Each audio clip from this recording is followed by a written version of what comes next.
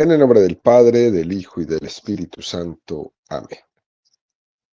Ven, Espíritu Santo, y llena los corazones de tus fieles, y enciende en ellos el fuego de tu amor. Envía tu Espíritu Creador, y se renovará la faz de la tierra. Estamos estudiando el Catecismo de la Iglesia Católica, su tercera parte, la vida en Cristo. Segunda sesión, los 10 mandamientos. Capítulo primero, amarás al Señor tu Dios con todo tu corazón, con toda tu alma y con todas tus fuerzas. Artículo segundo, el tercer mandamiento. Recuerda el día de sábado para santificarlo. 6 días trabajarás y harás todos tus trabajos, pero el día séptimo es el día de descanso para el Señor. No harás ningún trabajo. El sábado ha sido instituido para el hombre y no el hombre para el sábado, de suerte que el Hijo del Hombre también es Señor del sábado.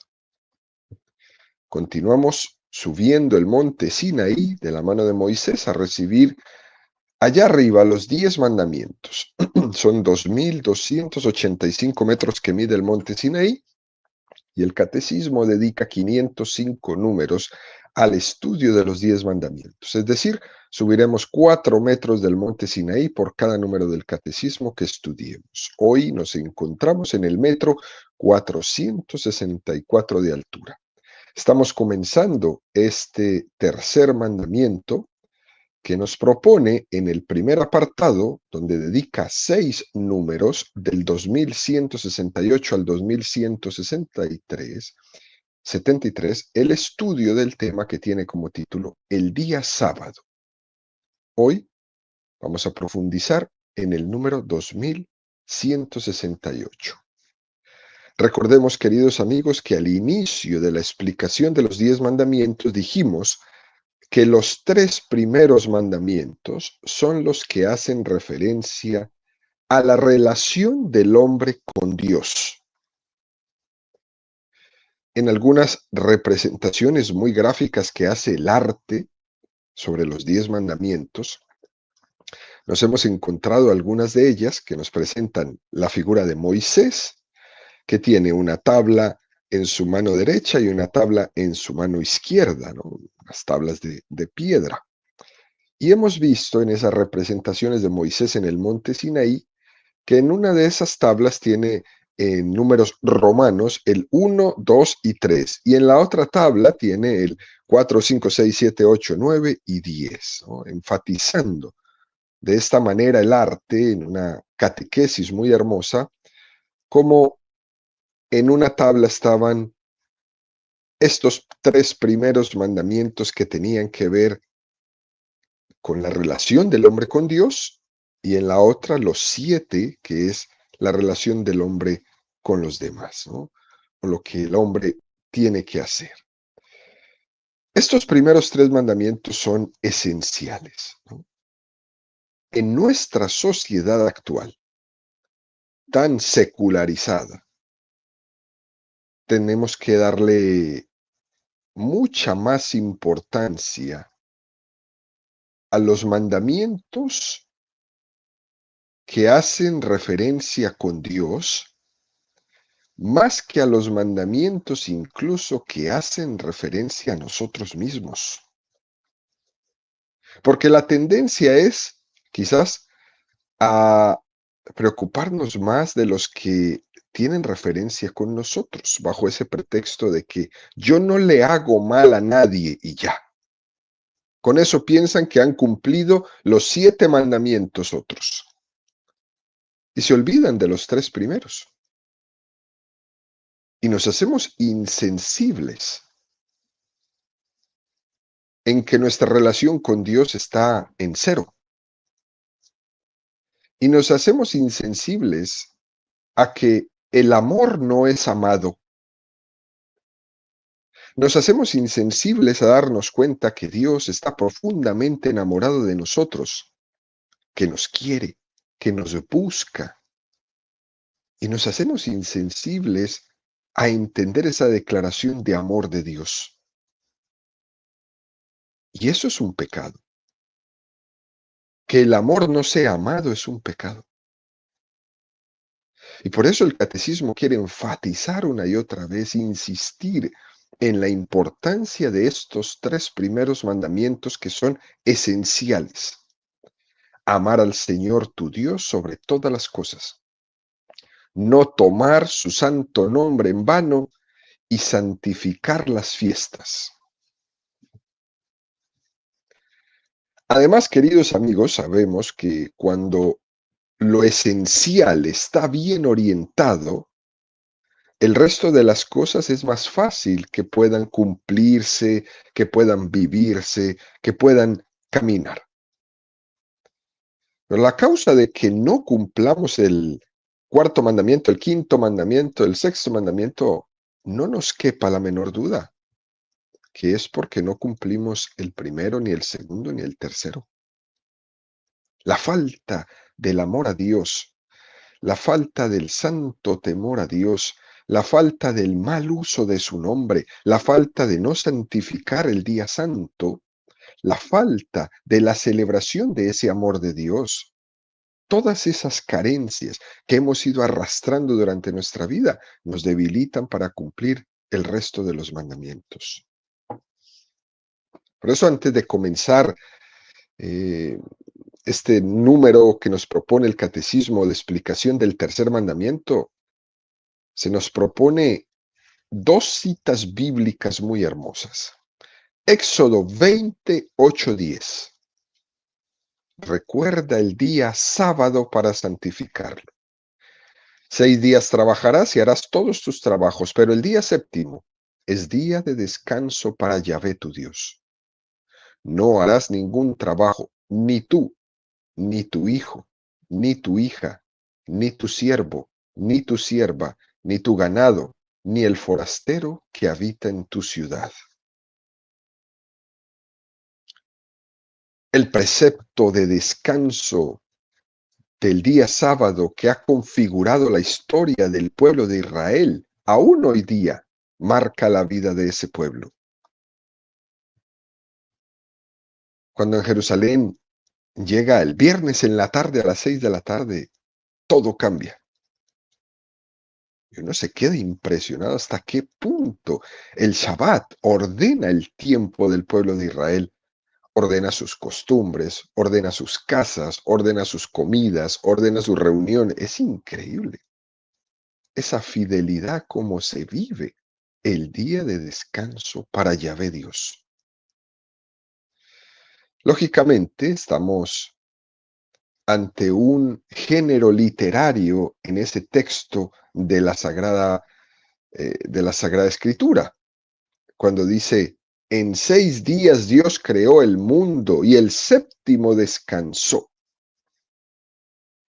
Aunque algunos pretenden hacer incompatible la lectura de la Sagrada Escritura con esa visión científica del mundo, la Sagrada Escritura no es anticientífica y tampoco pretende hacer afirmaciones científicas.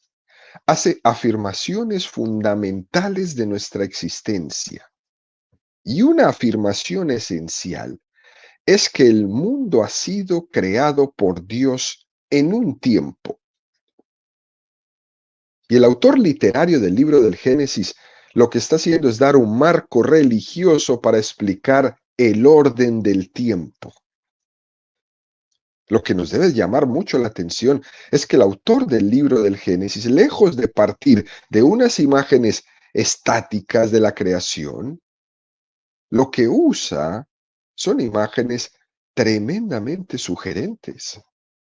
Podría haber dicho, explicando la creación en un escenario estático, todo apareció y ya, como si Dios hubiera sido un pintor.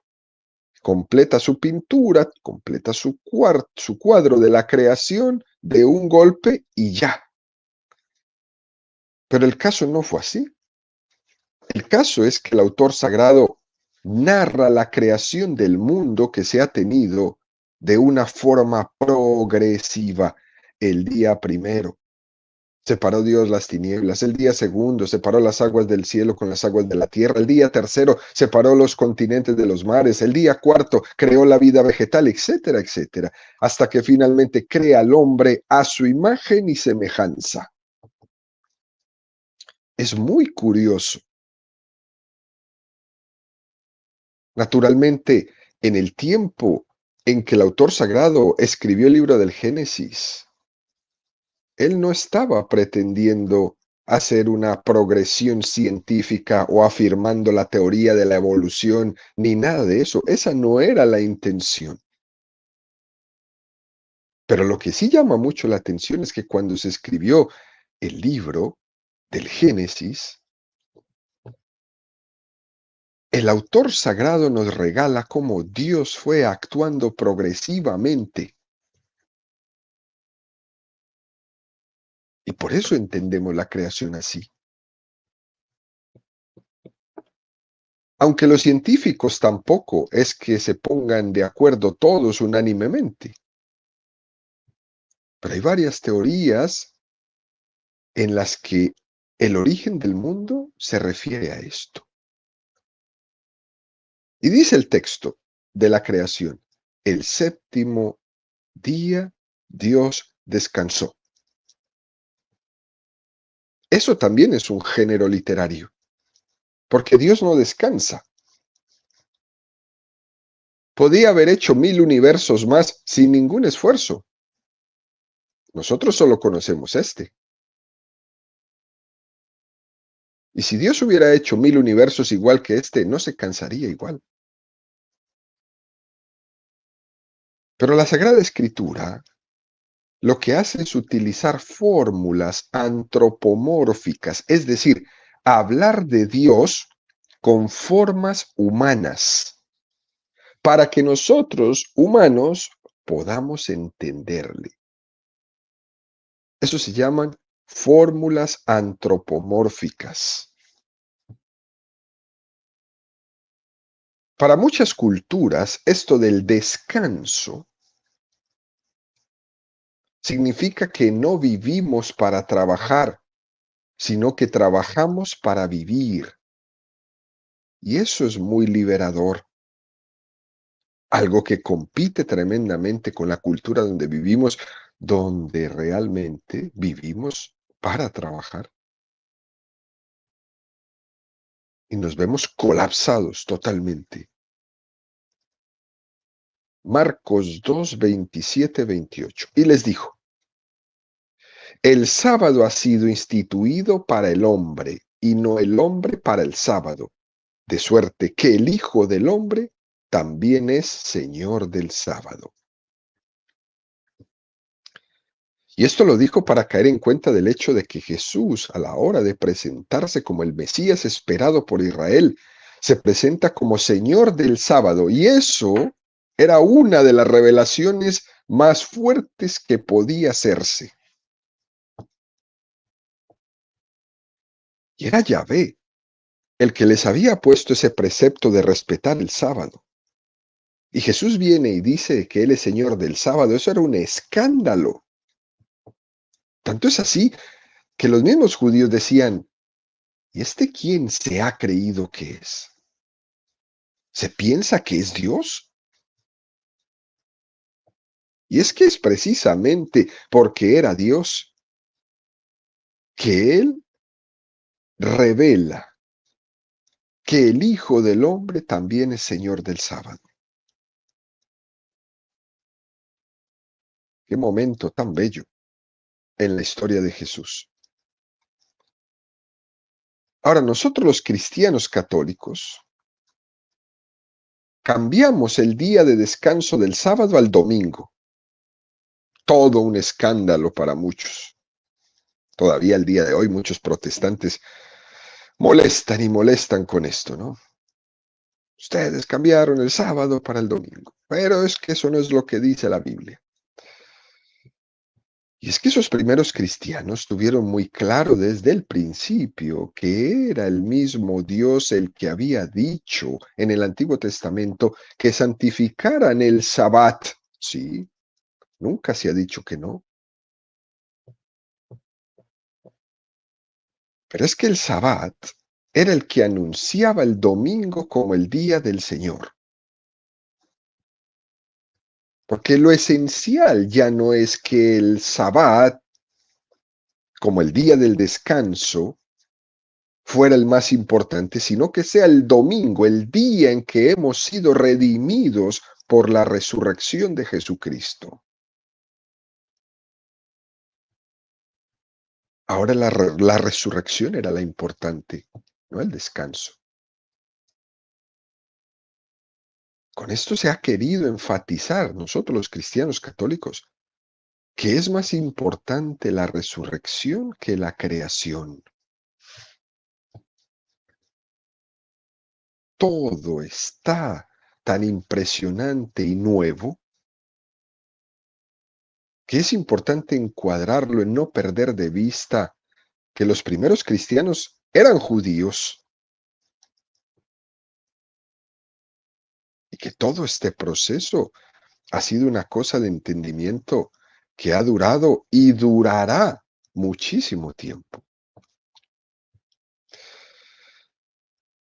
Dicho esta introducción, el catecismo nos dice en el número 2168, el tercer mandamiento del Decálogo proclama la santidad del sábado. El día séptimo será día de descanso completo, consagrado al Señor. Éxodo 31:15. Un número sencillo, simple, directo. Y aquí hay una reflexión que es muy importante, queridos amigos, que hagamos. Se dice que hay un día santo, un día a la semana, lo consagramos al Señor. Y entonces nos podemos preguntar, ¿y entonces los demás días no son santos? ¿Qué diferencia hay entre el día santo y el día profano? Y lógicamente hay que entender que no es así. Es una pedagogía de Dios para educarnos. La materialidad de la vida, nuestros quehaceres, nos absorben tanto. La vida y los quehaceres nos condicionan tanto, la carnalidad de nuestra existencia, que si no hay momentos especiales reservados para Dios, fácilmente se nos olvidan. Y hoy, en nuestra cultura, lo vivimos más que nunca. Se nos olvida que Dios está en todo momento y en todo lugar. Dios está contigo cuando estás en tu trabajo, Dios está contigo cuando duermes. Pero es cierto que te conviene, que necesitas, que es vital para cada uno de nosotros tener ese momento especialmente consagrado para aquel que está contigo todo el tiempo. Porque de lo contrario, no caeremos en la cuenta de que Dios está conmigo cuando duermo, cuando trabajo, cuando amanezco, cuando como. Es una pedagogía de Dios que es muy hermosa y vale la pena entenderlo. Sería demasiado ingenuo, demasiado irreal para cada uno de nosotros el decir, cualquier día de la semana lo puedo dedicar a Dios. Yo la oración la hago en cualquier momento y en cualquier lugar. Eso es ingenuo. Eso nomás es ideología, que termina en nada. Eso no responde a nuestra realidad. La realidad es que el hombre necesita estar con Dios, expresa y explícitamente en momentos concretos. No cuando voy manejando, ni cuando estoy comiendo, ni cuando estoy viendo un partido de fútbol. No, el hombre necesita estar con Dios expresa y explícitamente en momentos concretos. Dale a cada cosa su momento. No se hace oración mientras se ve la novela. Eso es mentira. No se mienta. Pero es que Dios también está aquí. Sí, Él está ahí. Pero usted le va a dar un momento especial a Él, no mezclándolo todo. Cuando las personas dicen, yo rezo en todo momento, todo en mi vida es oración, al final, nada es oración, todo es distracción. Esos que dicen, no, yo estoy siempre en presencia de Dios. Voy en mi coche, voy cantando alabanzas, porque mi vida es una total presencia de Dios. Dios está en todas partes, aquí conmigo también en mi coche. Al final, Dios no está contigo en ningún sitio. Pura distracción. Es la pedagogía divina, ¿eh? La que nos va enseñando que hay que dejar un momento específico y especial, único, para Dios tu Creador. Fíjense, queridos amigos, en los primeros padres de la iglesia había uno muy especial que se llamaba San Casiano. San Casiano contaba una anécdota que había conocido de San Juan Evangelista. Y él usaba esta anécdota para explicar lo que eran los momentos de oración. Es una anécdota que nos toca a nosotros profundamente. Decía Casiano, ¿no? Se cuenta que San Juan Evangelista, paseando en un momento determinado, se sentó a descansar. Se acercaron unas personas que lo conocían y le preguntaron, ¿por qué está ahí descansando y no estaba en oración? Y entonces San Juan Evangelista les preguntó, ustedes son cazadores, ¿por qué no llevan el arco tensado y con la flecha preparada para disparar? Y los cazadores le contestaron que eso no era posible, porque si mantienen la cuerda del arco continuamente tensada, cuando hiciera falta disparar, habría perdido fuerza y entonces no iban a poder tirar la flecha con la velocidad necesaria para cazar la presa. Y entonces San Juan Evangelista les contesta, precisamente por la misma razón estoy descansando ahora, para después tener más fuerzas para rezar. Es decir, que necesitamos momentos expresos dedicados a estar con Dios y otros no. Lógicamente, en nuestra vida tendremos momentos de descanso, momentos de trabajo, momentos de diversión, que nos estaremos ocupando de otras cosas y no tengo que estar rezando. Ya vendrá el momento dedicado a la oración. Éxodo 31:15. 6 días se trabajará, pero el día séptimo será día de descanso completo, consagrado a Yahvé. Todo aquel que trabaje en sábado morirá. Este texto del Éxodo no está diciendo que el resto de los días no sean santos o que no sean consagrados. No está diciendo eso. Que el único día santo es el sábado. No está diciendo eso. Pero nosotros necesitamos ordenar nuestra vida. Nosotros necesitamos racionalizar nuestras capacidades y nuestras fuerzas para podernos dedicar un momento en concreto a Dios. Y ese fue el sábado. Tampoco el texto dice, orarás mientras trabajarás los 6 días antes de que llegue el sábado. Tampoco dice eso. Hay que aprender a distinguir los momentos que dedicamos a cada cosa.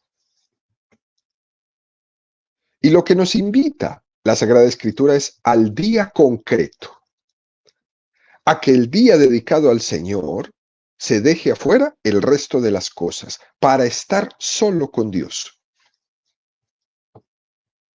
Y para uno estar solo con Dios necesita dejar atrás muchas cosas. Y eso en nuestra cultura es supremamente difícil porque entramos al templo a orar y traemos en la cabeza lo que sigue cuando salgamos del templo. Estamos en la plena celebración eucarística y estamos pensando en las compras que vamos a hacer después de la misa y que ya me están esperando en la casa y que ahora viene el compadre y la comadre y no sé qué. No estás con Dios. Te fuiste a la iglesia, pusiste tu cuerpo ahí, pero tu mente la tienes volando en todo lugar menos en la oración con el Señor. Necesitamos hacer un esfuerzo de priorizar y de ordenar nuestras cosas para que aprendamos a poner a Dios como la cosa más importante en nuestra vida. Y después vendrá todo lo demás.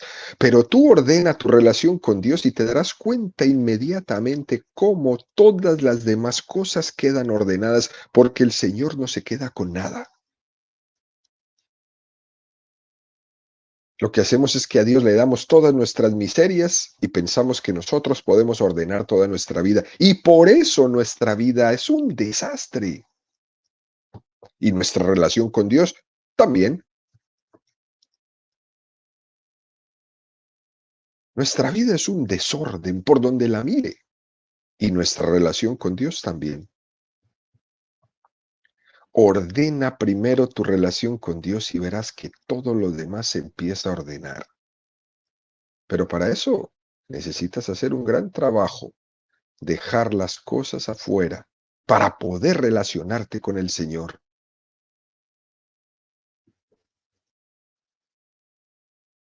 Qué tan difícil, ¿no? Nos damos cuenta cómo no es solamente un sábado, ¿no? Deja el sábado, no, no es solo eso. Hay que ordenar la vida. Y hay que estar muy atentos, ¿no? A esa supuesta fe, muy teórica, ¿no? Que dicen algunos, para mí, Dios es lo principal. Pero, ¿qué cosas eres capaz de dejar aparte de priorizar y dejar el primer puesto a Dios? Y entonces dicen, pues, como Dios es lo principal, no falta nada. Lo importante es que Dios esté primero en mi intención, en mi corazón. Sí, sí, sí, claro, ¿cómo no? Pero si no eres capaz de dejar las cosas concretas y materiales para seguir a Dios, eso solo es pura teoría, pura intención, pero no se concretiza en nada. Y decía Santa Teresa de Jesús, ¿no? El infierno está lleno de puras intenciones. Y eso lo vemos en ese extraordinario pasaje de la parábola del hijo del joven rico. Marcos 10, 17, 23. Se ponía ya en camino cuando uno corrió a su encuentro y arrodillándose ante él le preguntó, Maestro bueno, ¿qué he de hacer para tener en herencia la vida eterna? Jesús le dijo, ¿por qué me llamas bueno? Nadie es bueno sino solo Dios. Ya sabes los mandamientos. No mates, no cometas adulterio, no robes, no levantes falso testimonio, no seas injusto, honra a tu padre y a tu madre. Él entonces le dijo, Maestro, todo eso lo he guardado desde mi juventud. Jesús, fijando en él su mirada, le amó y le dijo, una cosa te falta. Anda, Cuanto tienes, véndelo y dáselo a los pobres y tendrás un tesoro en el cielo. Luego, ven y sígueme. Pero él, abatido por estas palabras, se marchó entristecido porque tenía muchos bienes. Jesús, mirando a su alrededor, dijo a sus discípulos: qué difícil es que los que tienen riquezas entren en el reino de Dios. Qué texto, que tiene mucho que ver con lo que comentábamos ayer con Zaqueo. Fíjense las dos actitudes tan diferentes. Jesús, fijando en él su mirada, lo amó y le dijo. ¿Se acuerdan? Ayer a Zaqueo lo miró, lo amó y lo llamó. Aquí lo miró, le amó y le dijo: una sola cosa te falta, despréndete, despréndete. Y luego ven y sígueme. Escoge la mejor cosa, seguirme. Cuando vayas al templo a orar, despréndete. Cuando en tu agenda has puesto el día del Señor, el domingo, para ir a santificar la fiesta, despréndete. El joven quería servir a Dios, el joven quería ser santo, y Jesús le dice: ve, vende cuando tienes, dáselo a los pobres y sígueme. Y ahí se queda temblando, dice el texto, ¿no? Ese joven en teoría se creía que era Dios lo primero para él, como muchos de nosotros. Dios es lo primero, Dios es lo primero, Dios es lo, pero eso es solo de boca, de dientes para afuera. Cuando Jesús le dice qué es lo que tiene que hacer, que todas esas palabras las tiene que traducir en cosas concretas, en una jerarquía de valores, en priorizar su vida, en ordenar su vida, en dejar ciertas cosas para poner a Dios en el primer lugar, entonces tiembla, entra en crisis y sale corriendo. Ese descanso del sábado, ese día del Señor, tiene una pedagogía concreta que se ve aquí y que el que no lo hace tiembla. El texto del libro del Éxodo es más fuerte. Dice: el que no lo cumpla morirá. Pero si verdaderamente Dios es lo primero para ti, no tiemblas, no entras en crisis y cumples el mandamiento. Ya no te agobias. Uno no se agobia. Tampoco está con el reloj ahí mirándolo. A ver, ya di un minuto más. Dedícale a Dios el tiempo que Él ha mandado que se le dedique y todo lo demás se arreglará.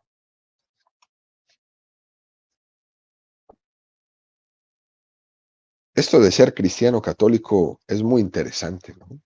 Porque se traducen en cosas prácticas. Ese joven que está en el examen de la escuela, que le dice: yo no puedo ir hoy a misa porque mañana tengo un examen. Hijo, pues es que primero tienes que ir a la misa y mañana ganarás el examen. No te pongas en un dilema de bajar a Dios de la prioridad de tu vida para poner tu estudio, cuando si pones a Dios de primero, mañana serás exitoso. Tienes que estudiar, claro, y mucho, pero no pongas a Dios debajo de tu estudio, porque entonces ahí te va a ir mal. Que Dios sea siempre tu primera opción y todo lo demás se te arreglará.